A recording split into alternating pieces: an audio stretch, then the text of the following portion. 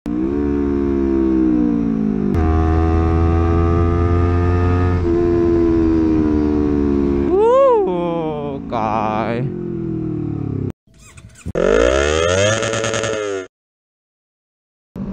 Oke, ini part 2-nya untuk cerita saya di AHM, Astra Honda Motor Factory.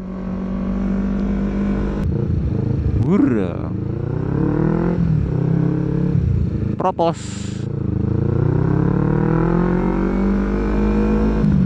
Hurra.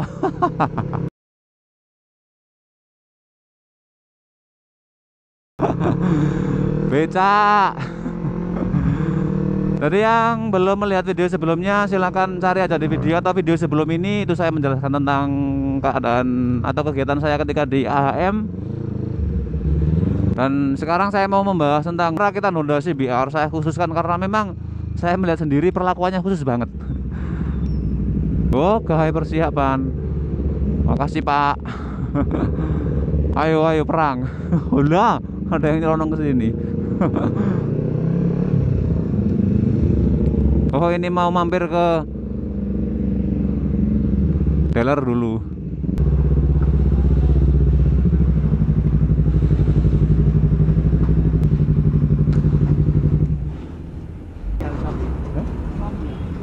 Ini sekarang sedang berada di dealer, mau lihat-lihat doang sih. Monggo Mas ya. Oke, ini mau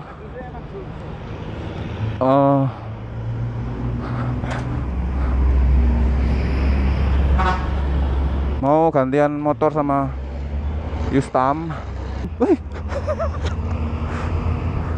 Dan ini motornya agak kusem sih.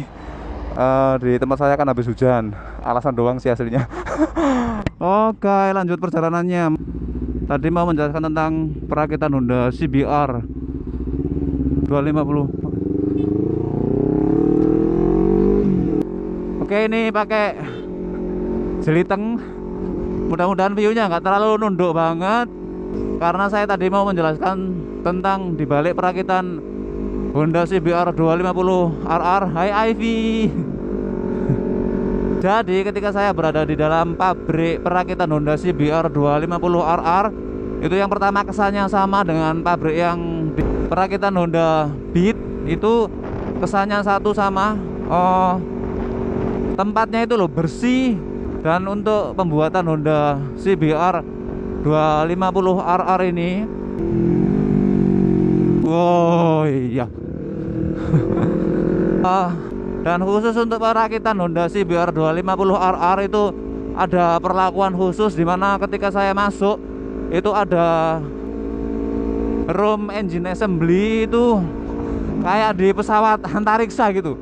Jadi itu ruangannya clean room assembly kalau nggak salah seperti itu.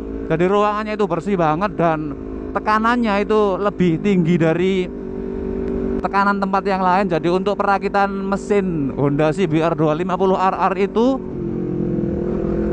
di dalam ruangan yang tertutup rapat banget dengan tekanan udara yang lebih tinggi. Jadi ketika pintunya dibuka itu jos gitu, kayak muncul angin, sama kayak buka pesawat antariksa gitu, dibuka itu jos gitu.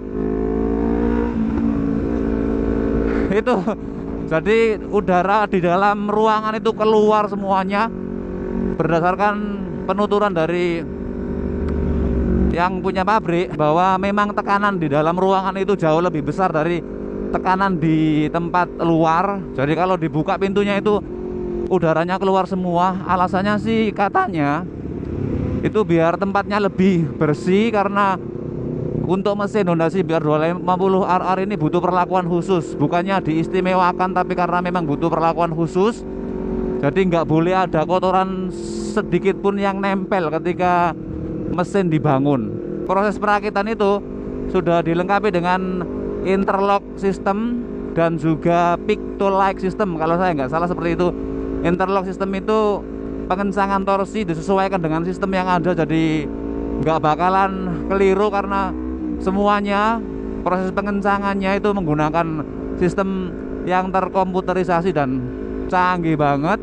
Selama proses pembangunan mesin Honda CBR 250 RR ini di ruangan tertutup dengan interlock system, kemudian pick to light system itu kesannya memang istimewa banget, tapi berdasarkan penuturan petingginya di situ itu nggak diistimewakan. Bukan berarti motor yang lain tidak diistimewakan, tidak, intinya nggak ada yang diistimewakan, tapi ya karena Honda CBR ini kan produk global yang diekspor ke luar negeri, jadi di dalamnya itu ada banyak kebutuhan khusus yang hanya diperuntukkan untuk Honda CBR karena mesinnya memang mesin khusus, dan itu wah banget. Jadi kalau masuk ruangan itu kayak masuk itu loh apa sampai ngomong belepotan banget ini, sama kayak masuk pesawat antariksa kan. Kalau lihat di film-film itu kan seperti itu, begitu pintu dibuka itu jes, udaranya keluar semua. Jadi ilustrasinya seperti itu, ruangannya tertutup banget, dan sayangnya memang tidak boleh untuk merekam, baik itu potret ataupun memvideokan, dilarang sama sekali. Kesannya saya melihat perakitan itu sangat istimewa banget. Dan ada juga sih blogger yang bertanya, misalnya kalau ada kecacatan produksi itu bagaimana? Waktu itu pihak petingginya jawab, semua sudah dilakukan dengan proses, dengan interlock system, kemudian dengan pick to light system. Jadi kalau ada kesalahan itu sangat minim sekali, walaupun ada kesalahan mungkin dari pihak perakit, tapi kalau untuk khusus engineeringnya atau bagian mesinnya, saya rasa tidak ada kesalahan. Dan pesan buat konsumen motor, khususnya yang waktu itu saya datangi kan Honda CBR, jadi tiap pagi itu hendaknya konsumen sudah mengecek motornya bener-bener, karena tipikal mesinnya itu kan mesin panas. Jadi ketika ada masalah di jalan itu mungkin berasal dari kesalahan kita sebagai ownernya atau pemiliknya, cara kita berkendara lah, kemudian mungkin kelalaian kita ketika merawat motor, bisa jadi seperti itu. Tapi di pabriknya sendiri untuk human error itu sangat diperhatikan betul. Dan untuk perakitan Honda CBR 250 RR ini tidak seperti perakitan motor yang lain, membutuhkan waktu yang lebih lama dari motor skutik. Kalau motor skutik yang saya bilang di video sebelumnya untuk Honda Beat itu mungkin 96 detik itu sudah selesai, tapi kalau Honda CBR itu 4 menit atau 1,5 jam gitu. Jadi setelah selesai dirakit semuanya, mulai dari perintilan paling kecil dari bagian-bagian mesin, kemudian dirakit menjadi sebuah mesin, kemudian dipasangkan dengan kerangka, disandingkan dengan perangkat elektroniknya, kemudian cover body. Itu setelah selesai itu masih ada 4 tahap cek.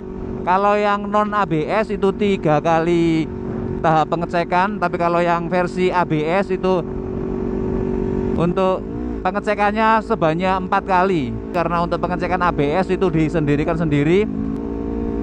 Yang perlu saya tekankan lagi itu untuk yang merakit di ruang tertutup itu hanya perakitan mesin saja. Tapi kalau setelah mesinnya selesai, setelah mesin dikeluarkan, itu perakitannya di tempat terbuka. Maksudnya bukan di tempat terbuka lapangan gitu, enggak.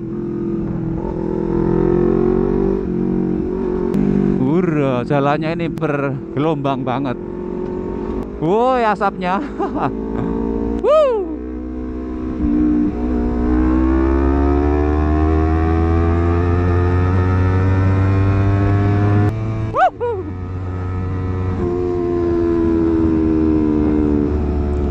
Seperti itu cerita saya ketika saya diajak untuk berkunjung ke pabrik perakitan Honda CBR 250 RR di Plen Karawang. Saya benar-benar sangat berterima kasih karena sudah diundang oleh AHM, Astra Honda Motor Indonesia.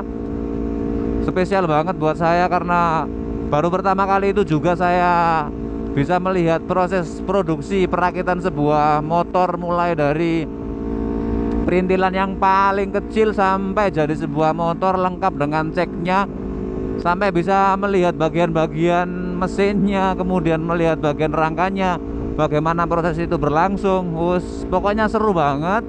Oh ya, di dalam situ ketika ada pertemuan atau ada pembekalan itu ada blogger yang bertanya, kenapa sih lampunya di Jepang sama di Indonesia itu berbeda. Kalau yang Jepang cuma nyala sebelah, kalau yang di Indonesia itu nyala dua-duanya. Kalau barang-barang yang di Jepang untuk Honda CBR 250 RR ini memang diimpor dari Indonesia kemudian dibawa ke Jepang.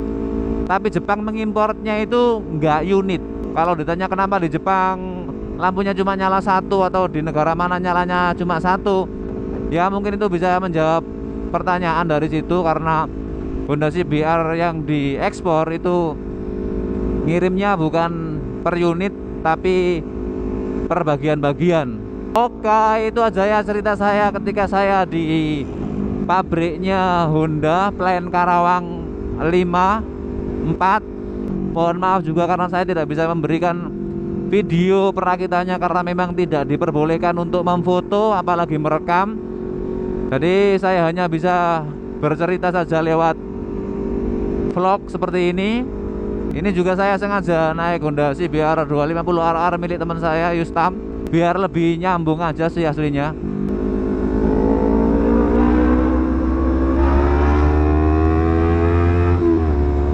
Ada juga sih teman-teman yang bertanya, "Bang, motornya kan Yamaha Kawasaki, kenapa kok bajunya Honda?" Ketika ada wawancara di video spesial 50.000 subscriber itu, karena saya itu netral, saya penyuka motor bukan penyuka merek lah. Dan ini motor teman saya yang punya namanya Yustam. Kalau Instagramnya yus.tam, dan dia juga bikin Instagram untuk motornya sendiri, ini Jiliteng, @jiliteng. Jiliteng itu kalau di bahasa saya itu artinya hitam legam. Oke, gitu aja ya. Terima kasih telah menyaksikan Rider Senja. Jangan lupa like, share, komentar, serta subscribe. Dan sampai jumpa lagi. Dadah. Jangan lupa juga untuk follow akun Instagram @ridersenja, Twitter @rider_senja, dan Facebook Rider Senja Page atau Rider Senja Channel. Let's roll.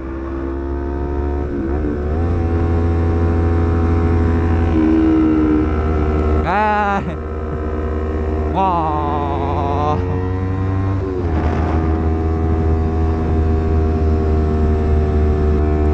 Oh, spionnya ini kebalik. Nggak lihat dari tadi. Tampilannya pasti buruk tuh.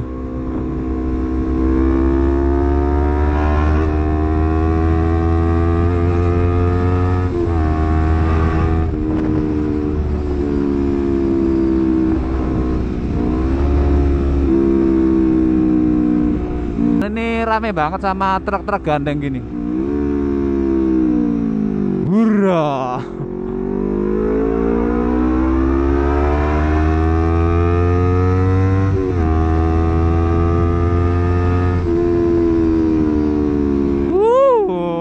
Kai. Sia.